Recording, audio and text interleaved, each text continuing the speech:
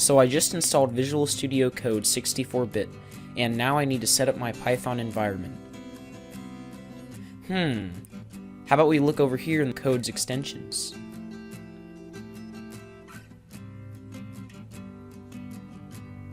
I'll type Python into the search box.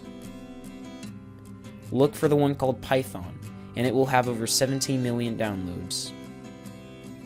Click on it. You need to have the Python language already installed.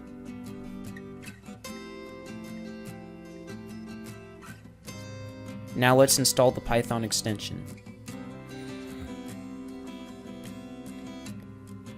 Once it has completed, close VS Code and open a command prompt window. Using similar commands to what is on the screen, find a place to create a new folder. Make a new folder called Python. Change to the Python directory. Use the code command to start Visual Studio Code. By creating a new folder and starting code from there, it creates a workspace named after the folder.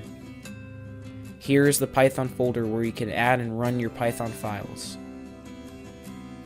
But first, we have to tell the Python extension where to find the Python language. Click View, then Command Palette. Find the command Python and select Interpreter.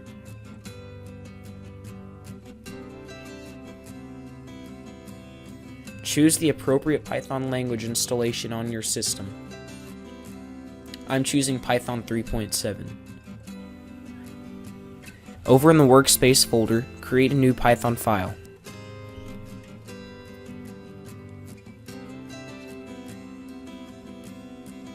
VS Code may ask you to install Linting. I'm going to install it.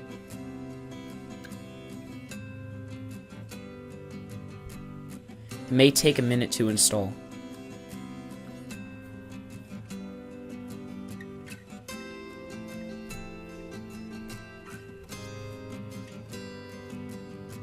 So now let's go into our Python code file and test it out. First, I'll create a variable.